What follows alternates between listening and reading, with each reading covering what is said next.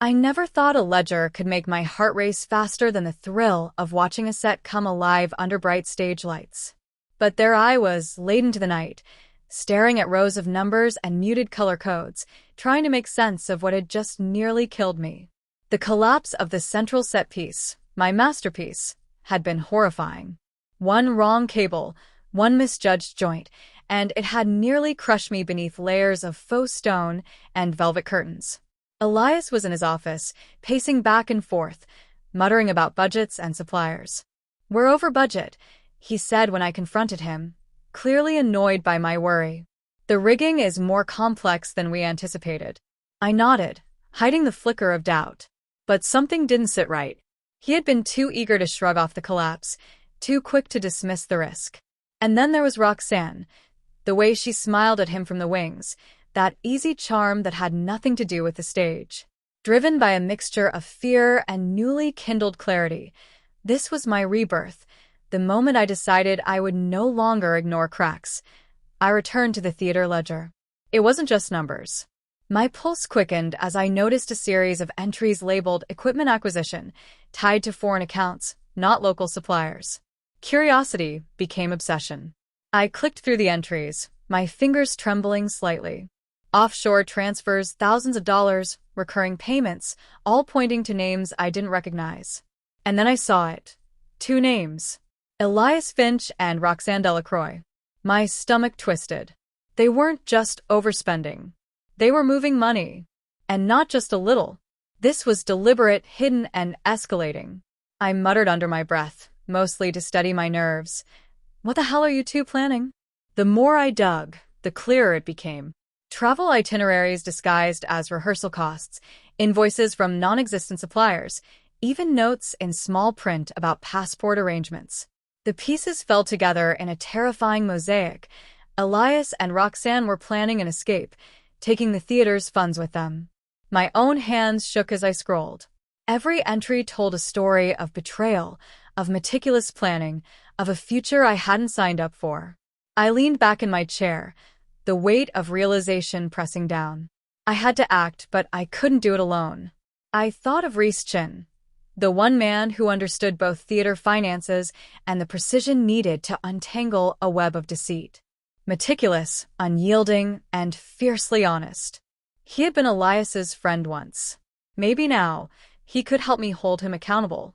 I whispered into the silent office. "You thought I wouldn't see it, but I did." For the first time since the collapse, I felt something I hadn't in years. Clarity. I would rebuild. Not just the sets, not just the theater, but my life, piece by piece, on foundations that couldn't be shaken. The next morning, the theater smelled of fresh paint and varnish, but to me it reeked of deceit. Every corner I turned, every prop I inspected, reminded me of what almost crushed me, and what else Elias and Roxanne had been scheming in secret. My hands itched to dig further into the numbers, to see just how far this went. I settled at the accounting desk, coffee in hand, and reopened the ledger. The offshore transfers taunted me from the screen, all marked as mundane expenses. But this was no accident. I cross-referenced the bank names with the entries, several shell accounts, all abroad, all under aliases. Each payment lined up perfectly with the days Roxanne was scheduled for rehearsals, or so it appeared on paper. I whispered to myself, almost laughing at the audacity. "You really thought I wouldn't notice, didn't you?" As I dug deeper, I noticed a pattern. There were travel bookings hidden under equipment rental, flights and accommodations for 2 to several European cities, with tickets purchased in cash months in advance. The receipts had subtle codes, names written in initials, and transaction IDs that connected to the same offshore accounts. I stopped scrolling for a moment, my hands trembling. This wasn't just theft. This was escape planning, with precision only someone like Elias could orchestrate. I couldn't let this happen, not to the theater, not to the employees, not to myself. I grabbed my notebook and started jotting everything down.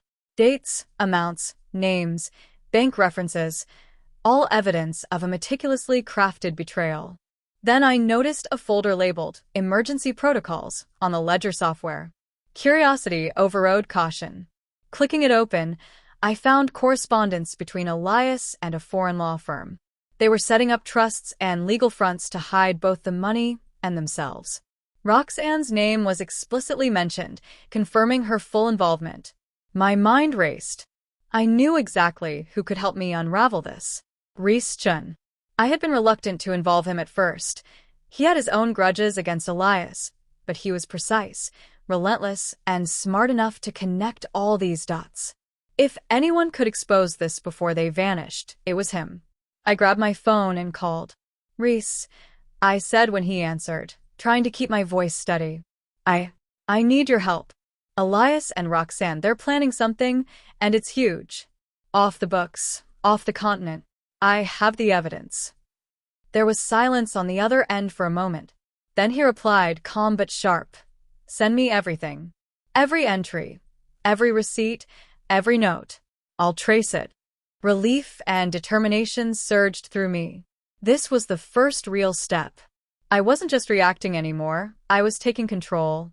And with Rhys's help, I would ensure they couldn't escape the consequences of their betrayal.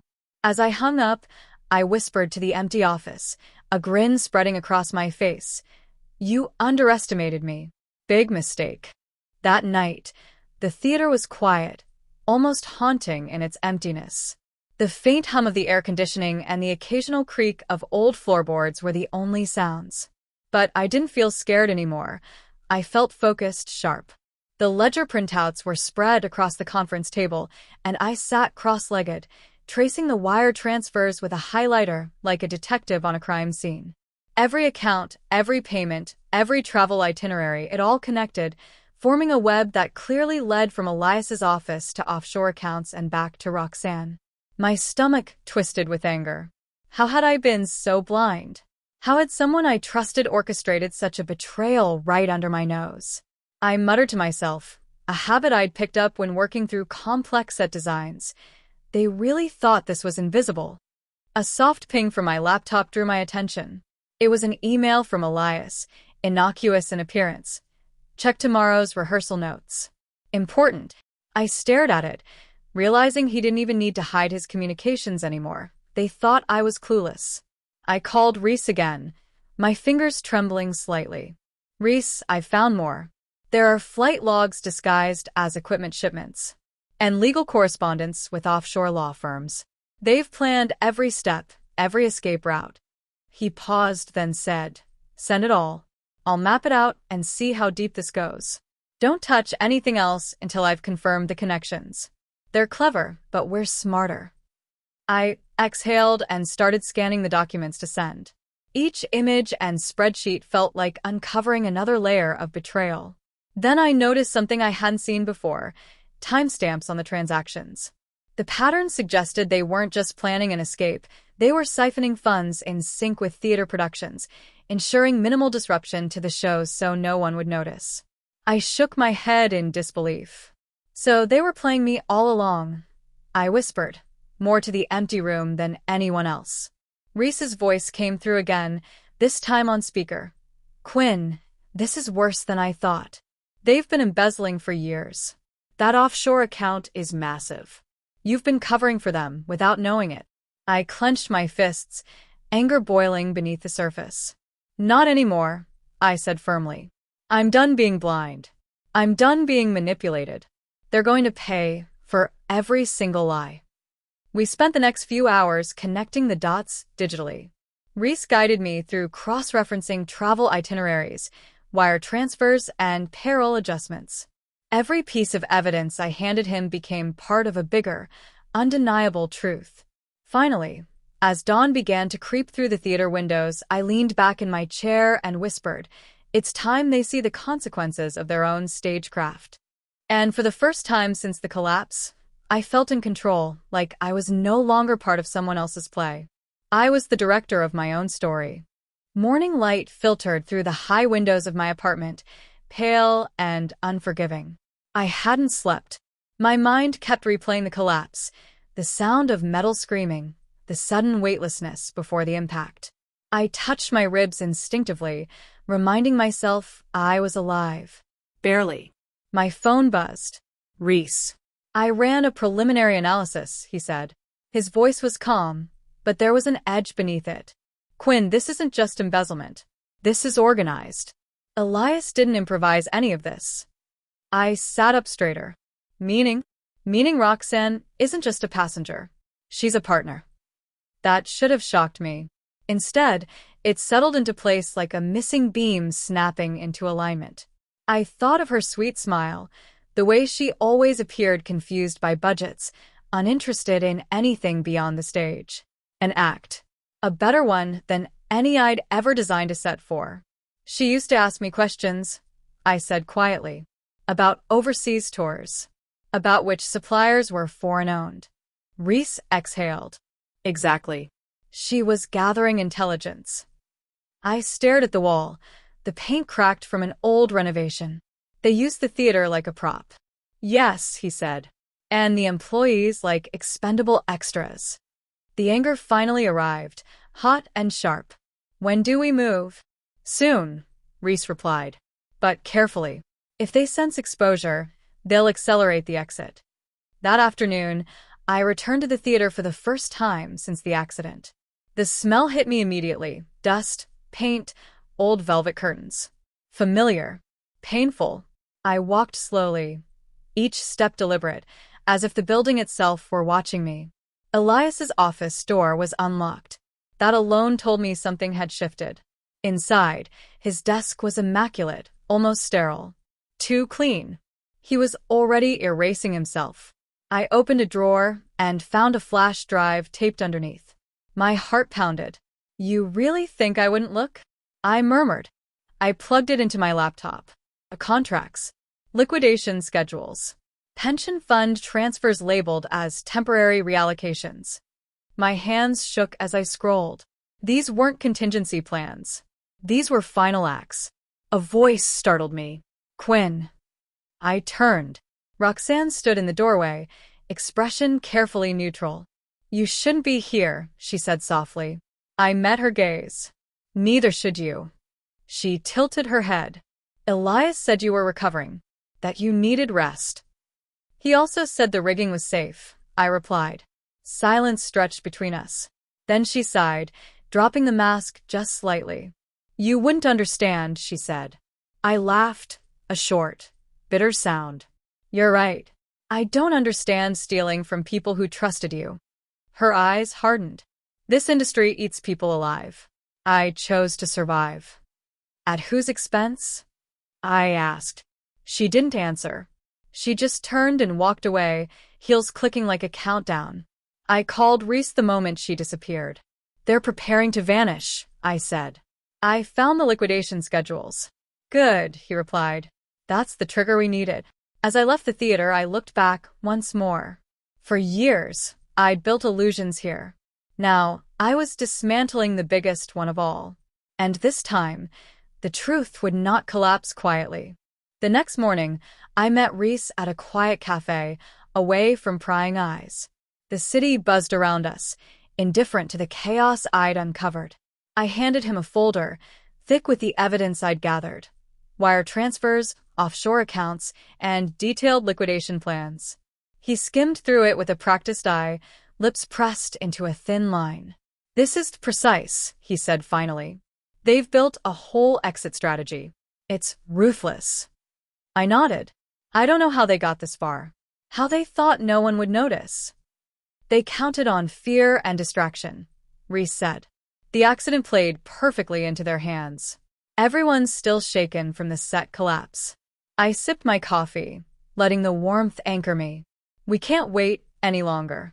If they leave, the money's gone, the pension funds disappear, and everyone else is left with nothing. Reese leaned back. Agreed. I can initiate the audit from my end. With the records you've supplied, I can freeze the suspicious accounts temporarily. Make them traceable. Give the authorities a breadcrumb trail. Then we need a public trigger, I said. Something that makes it official, undeniable. Exactly, he said, eyes glinting. I'll coordinate with the board. They'll need solid proof, which you've supplied. Once they're alerted, there's no getting around it. I felt a surge of vindication. For so long, I'd felt powerless, trapped in a world of collapsing sets and manipulated trust. Now I was armed. Now I had control. That afternoon, we returned to the theater to ensure no crucial evidence had been overlooked. The place felt different under the afternoon light, no longer a space of inspiration but of betrayal and deceit. I walked through every corner, each prop and scaffold a reminder of what had nearly killed me. Reese examined the accounts in my folder again, tracing the flow of funds to accounts in 3 different countries. "They've been moving assets for months," he muttered. "This wasn't impulsive. This was meticulously planned." I clenched my fists. "And they underestimated me." Reese smiled faintly. "They thought you'd break like everyone else. But here you are, standing in the debris, planning their downfall." I shivered, partly from the adrenaline, partly from satisfaction. The pieces were in place. Once the audit was officially launched, the board would act, the authorities would investigate, and the offshore accounts would be traced back to Elias and Roxanne. There would be no escape. I paused by the collapsed set, remembering the chaos of that night, the fear, the metal crushing down around me. "I almost died in here," I whispered. "I can't let them get away with this." Reese placed a hand on my shoulder. "You won't." Not now. Not ever. For the first time since the collapse, I felt the weight lift slightly. The danger was still real, but we were no longer powerless. Together, we had the tools, the knowledge, and the determination to bring the entire scheme crashing down. And I, Quinn Silva, was done being anyone's victim. The real reckoning was about to begin. By the end of the week, the theater felt like it was holding its breath. I could feel it in the hallways, in the way conversations stopped when I walked past, in the sudden politeness of people who had once ignored me. Word had spread, not the details but the shift. Something was coming. Institutions always sense when their foundations are about to crack. Reese called me early that morning. "The audit is live," he said quietly. "Official. Board approved. External oversight." I closed my eyes. "So they know." "They know something," he replied. "Enough to panic." I arrived at the theater just as Elias did. He looked immaculate as always, tailored coat, confident stride, but there was tension in his jaw, a sharpness to his movements. Roxanne followed a step behind him, sunglasses on indoors, fingers curled too tightly around her phone. They hadn't seen me yet. I stood near the edge of the lobby as members of the board filed in, faces grim. Elias tried to charm them, voice smooth, hands open. "This is all very sudden," he said. "I'm sure we can clarify." "There will be no clarifications today," the board chair interrupted. "Only records." Roxanne stiffened. Elias finally turned and saw me. For a split second, his composure cracked. "Quinn," he said, forcing a smile. "You should be resting. After everything you've been through." "I am resting," I replied evenly. "From lies." Reese stepped forward then, calm and lethal. "The audit has uncovered unauthorized wire transfers, asset liquidation without board consent, and the diversion of employee pension funds into offshore accounts." He glanced at Elias. "All signed off by you." Roxanne laughed sharply. "This is ridiculous." Reese didn't look at her. "Your name is on the accounts too." Silence fell like a dropped curtain. Elias's voice lowered. "You don't understand the pressure I was under." I finally stepped closer. "You don't understand what pressure is. Pressure is a set collapsing while you're standing beneath it. Pressure is realizing the person you trusted designed the failure." He swallowed. "I loved you." "No," I said. "You used me. There's a difference." Security arrived shortly after. Not dramatic, not loud, just inevitable. Roxanne's phone slipped from her hand and clattered against the marble floor. Elias didn't fight. He looked small as they escorted him out, like a director watching his own final act unravel. The board voted that afternoon. Elias was removed immediately. The production was halted. Accounts were frozen. Authorities were notified. The theater emptied early that night. I stayed behind, sitting alone in the darkened auditorium. The stage lights were off, the set half dismantled. For years, this place had been my world, my pride, my prison, my near grave. Reese sat beside me without speaking for a long time. "You did this," he said eventually. "You saved more people than you realize." I exhaled slowly. "I didn't do it to be a hero." "I know," he said. "You did it to survive." I turned to him then, really looked at him.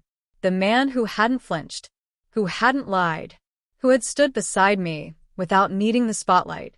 For the first time, the theater felt safe again, not because it was fixed, but because the truth had finally been exposed.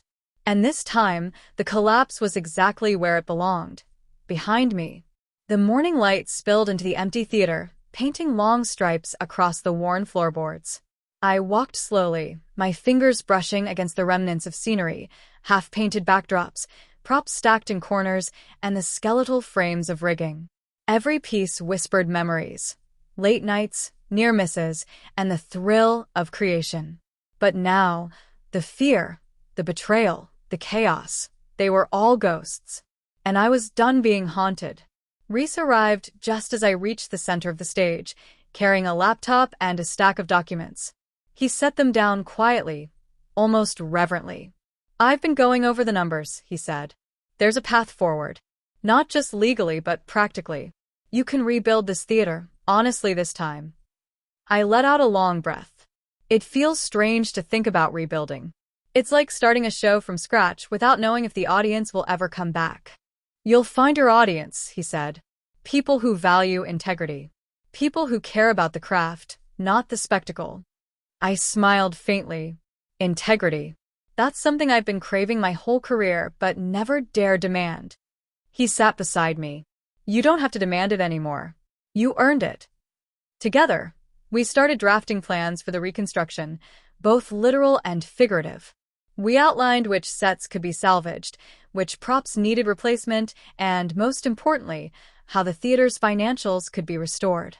Reese had already begun liaising with auditors and legal teams to ensure that the funds misappropriated by Elias and Roxanne could be recovered. As we worked, I realized how much I had underestimated him.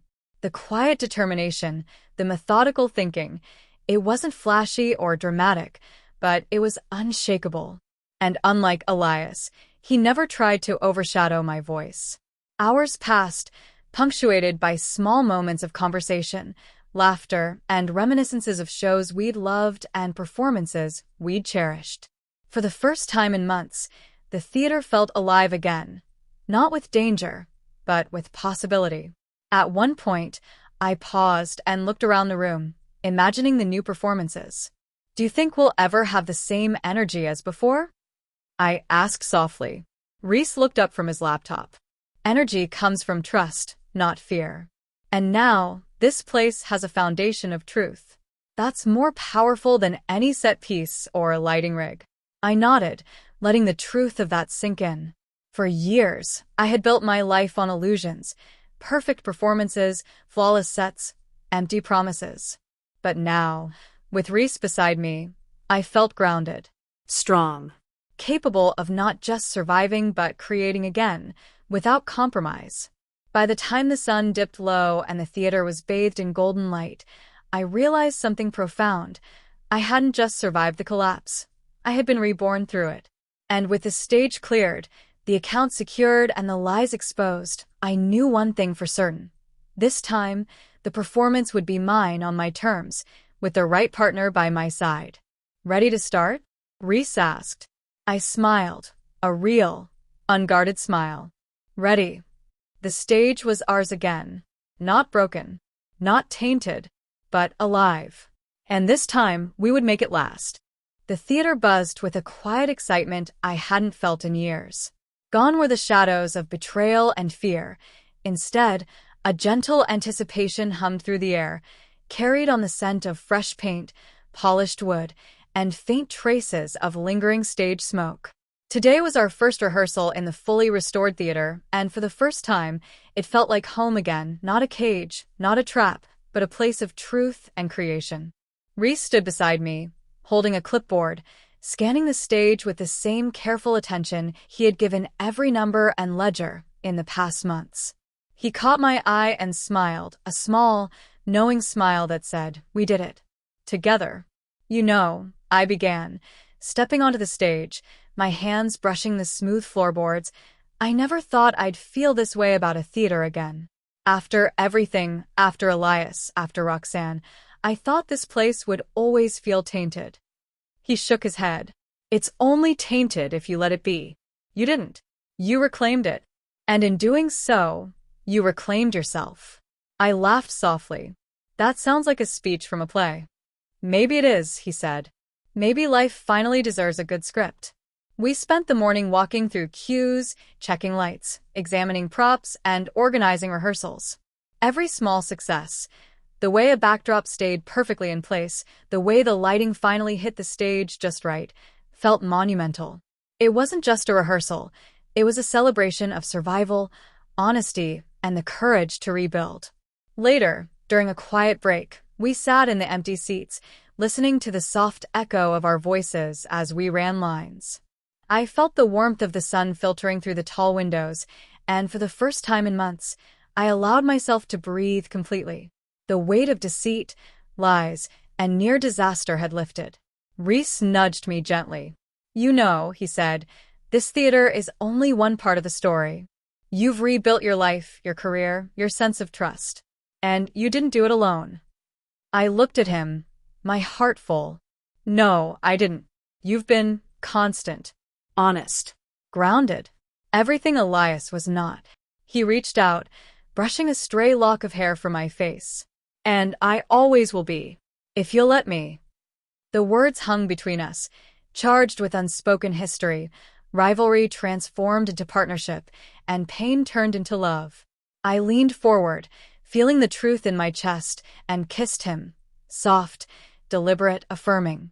A promise of partnership, of honesty, of shared dreams.